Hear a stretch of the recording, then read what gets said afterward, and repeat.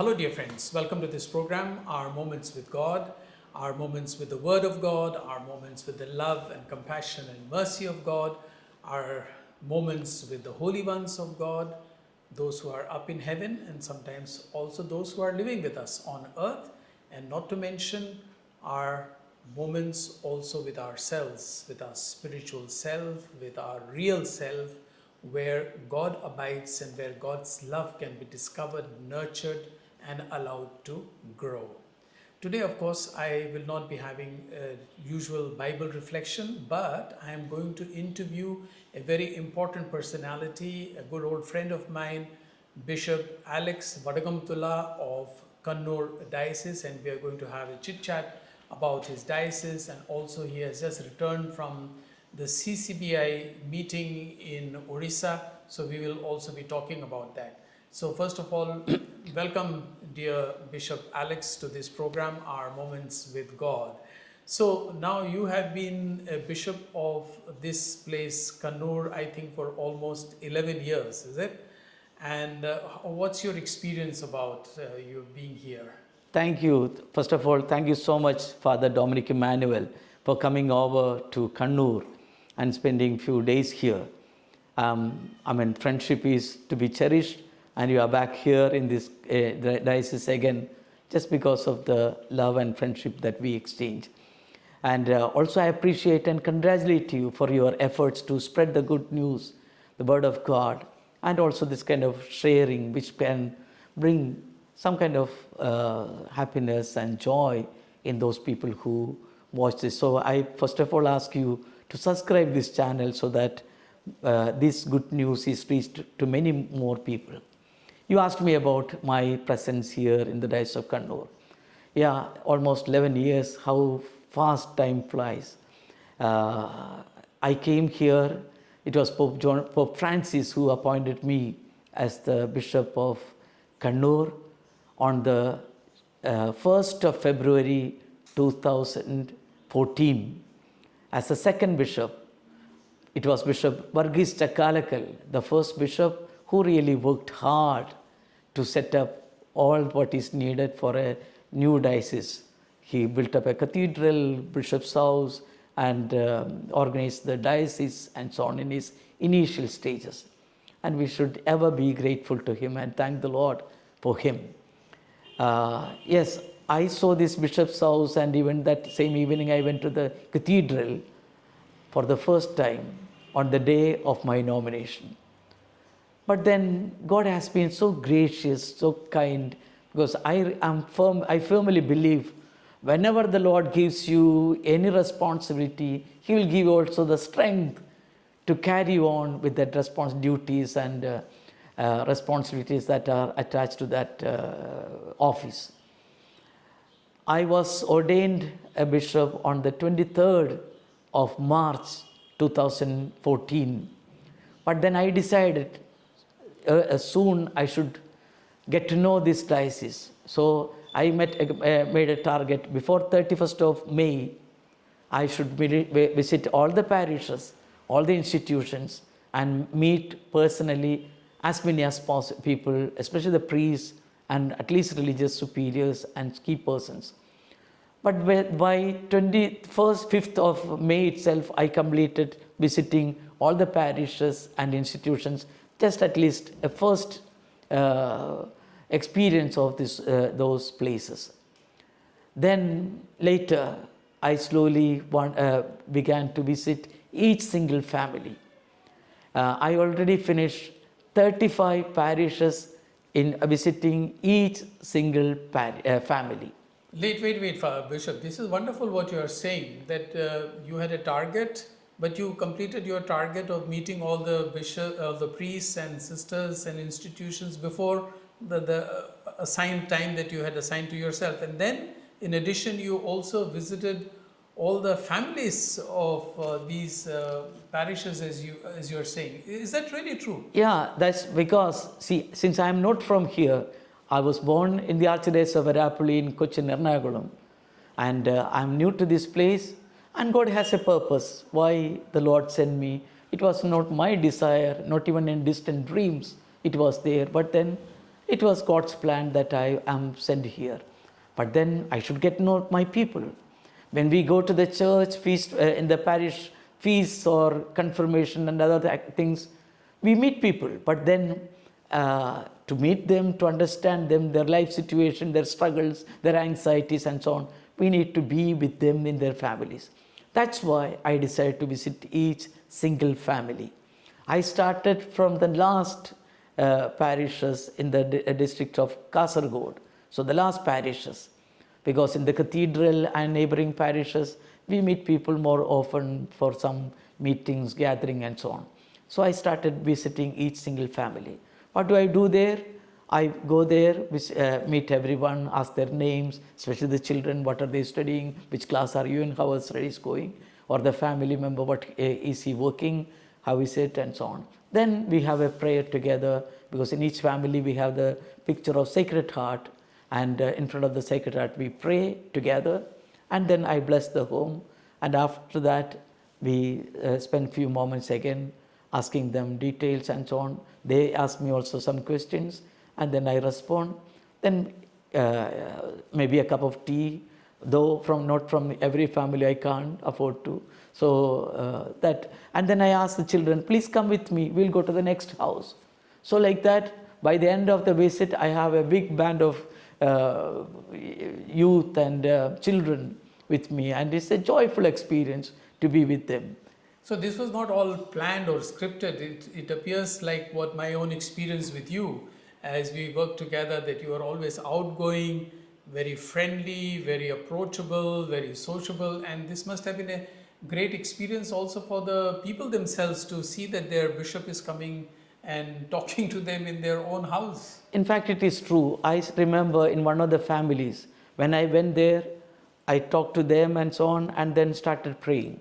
While we were praying, the mother of that family started weeping. I said, oh my God, some problem. Now I came here and they have all the more some difficulties. So after the prayer, I blessed the house, I turned to her and asked, why did you cry? Then she said, Bishop, you came to our home. Yes, for them, it's the first time. A small little house attached with ordinary house, yeah. And then, so it was tears of joy. In fact, this is the way we can bring joy to the people, being with them, talking to them, and I also would understand their financial situation, other difficulties that they have, about the children and so on. And when I go next to that parish, the children come to me because I am no more a stranger. Otherwise, the bishop always appears to be a stranger, a man, somebody far away, and so on. So that closeness is being created when you visit them in their life situation. So I think about your diocese, we could have many more interesting stories, and there will be plenty because you are already 11 years here. But I would like to shift the focus a little bit now. You have just returned from your CCBI meeting in Bubhneshwar.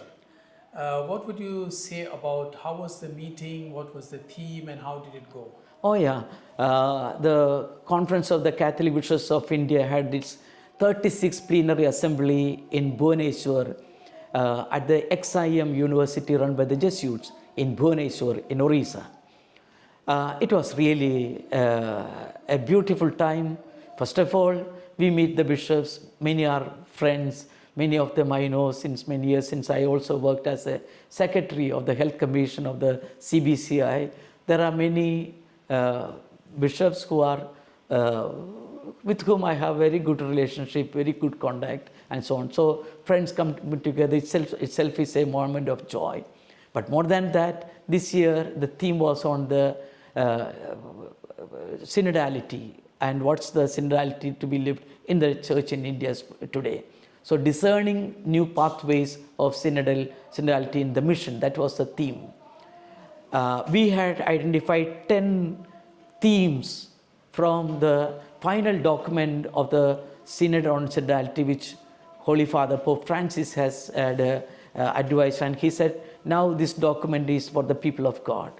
So how this document has to be studied, understood, and specifically on these 10 different themes was the main concern. And as the same methodology we followed for the synod in the Vatican, it was more on conversation of the Spirit. So we used to come together in small groups, in circles, and each group has a theme. We discuss about it rather in a prayerful way, with after 3 or 4 bishops share our ideas or our reflections. Then we pause for a while, there is a prayer. So everything was done in that methodology of conversation in the Spirit. There was discernment. And then this report is will be presented at the plenary, and then the final document was there. So at the end of the 36th plenary, a letter was sent to the people of God in the country, in India, thanking them for their collaboration, because synodality has been maybe the largest event in the Catholic Church which had consultation from family unit or basic ecclesial communities, parishes, foreign level, diocesan level, region and national level, and it was sent to the Universal Church, to the Synod Secretariat. So it had a long process of consultation and so on. So to thank the people of God for their collaboration in this process, and also now to implement this process. So it was a beautiful experience for us. So though initially it was 10 themes, from there altogether it came 16 different topics that we discussed, and now it will come out as a document, practical approaches which are relevant for the church in India. So of course this is a document, and as you said, things will be implemented, and only time will show whether this synodality will actually start functioning. It requires time because it is a process. Now, did you by any chance also discuss in your CCBI meeting about the situation in the country, particularly that the minorities are facing persecution, Christians, churches are being attacked, and institutions are being attacked, including priests and all that? Was this also a point of discussion in the meetings? In fact, this 36th plenary assembly of the CCBI was here in Odisha, a land that really was tormented because of the atrocities to the Christians. Way back in 2007 and 2008, in Kannur, the Christians were brutally treated upon, and then their houses were burned, the churches were pulled down, and 26 of them were brutally murdered and so on. But that never affected their faith. Rather, the faith became stronger in the midst of challenges. This was a witness for each one of us, as we discussed, as you asked Father Dominic about the challenges that we have as a church. Of course, it's a minuscule community, the church's presence in India. But at the same time, the contribution of the church in different areas, especially in the field of education, healthcare, social empowerment and so on, is something remarkable. In spite of the challenges, there is a call to witness the gospel in today's circumstance. And there is a need for dialogue with the people of other religions, dialogue with the poor, the suffering, dialogue with the politicians and those who are responsible in the society. So the church, to be meaningful today, has to follow the path of dialogue. I think what you're saying is very important, which didn't strike me, that yes, in the face of the right-wing ideology, church and other minorities, including Muslims, are facing problems. But when we see the problem faced by people in Kannur back in 2008 and continued, then of course our problems are not that great, and one can face the challenges. Yes, what about the other challenges that the church faces, and did you also talk about that in your meetings? Yeah, of course. In the recent times, in different ways, church has more challenges to face. During this plenary assembly, one evening we watched this beautiful movie, Face of the Faceless, the life of Blessed Sister Rani Maria. In fact, the director of the movie and some of the actors were also present that evening to give an introduction on the movie. And I had watched it earlier here when it came to Kannur, because we encouraged the catechism students, teachers and members to go and watch that movie in the theatre. So this was the second time I viewed again this movie. So there was challenge. Rani Maria was brutally murdered, but now that life has become a source of strength by when we have all these challenges, we should become stronger in our faith. That's the message Rani Maria puts before us. When there are struggles, the faith should become stronger. And this is what's happening around the country. There have been cases of attacks without any reason. Though the Christian community has been at the service of the larger community in various fields, how their commitment really helped the community, the larger society grow. These attacks should help us to be more patient, humble, at the same time to serve others like Christ. Christ suffered on the cross. I remember these words of Archbishop Pultanjation, who said, "Cross is a problem, but crucified Christ is the answer." So this is a challenge for the church today, to each of the disciples of the Lord, to stand by Him, stand near His cross, and be strengthened from the cross. So actually that reminds about the martyrdom, which is quite popular or has been in the Catholic Church. Millions of people have been martyred for their faith. So this reminds that the more one suffers, the greater witness it is. And so one does not need to shy away from suffering. On the contrary, that is kind of a seed for the growth of the church. That has been the history of the church, right from the early Christian community. When there were struggles, when there were persecution, the church really became stronger. The witness of Saint Stephen, the first martyr, forgave them the Lord. And then, so what a great witness that he gave. All these martyrs and so on. Even the recent times, Archbishop Oscar Romero, Father Stan Swami, because I lived in Ranchi for 3 years and I knew him personally. Father Stan Swami was put in the jail, and then finally he was even refused to have a sipper because of his Parkinson's. He could not drink, hold the glass. Even that was refused for the initial days. Finally, he died like a martyr in the jail. So all these witnesses should give us kind of strength to live our faith fully. That's really a wonderful message. Particularly for your own diocese, what are your plans? Do you have specific plans, or things are going on fine? How is it? Yeah, naturally, I'm only the second bishop here, and by God's grace, I have an auxiliary bishop, Bishop Dennis Kurupacheri, since 10th of November 2024. Together we plan maybe much more a synodal church where more people are involved. There is a participation and greater collaboration in every field, especially in faith formation of the young, because in the media and there are lots of challenges against the Christian faith. Therefore, the youth, the new young generation has to be trained to confront these challenges but be deeper in faith. Also the youth, their involvement, they have to be listened to. The synodality, one of the main things is to listen to one another. We have to listen to the youth much more.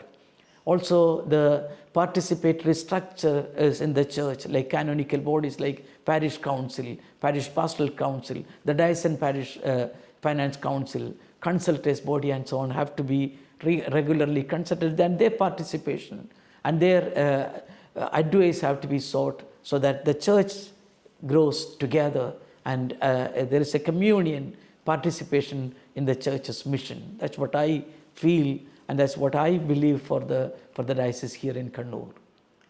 Thank you very much, Bishop, for that wonderful interview. Of course, this will go on air a little while later, but I thank you for your time and wonderful sharing about the CCBI as well as about your diocese and the plans and your own pastoral visit to the places. I thank you very much. Thank you so much, Father Dominic Emmanuel, and I really support you and also congratulate you for this your efforts in the media to bring the good news to more people. And God bless you. And once again, I remind you, my dear friends, if possible, you may subscribe this channel, which will inspire you. God bless you again.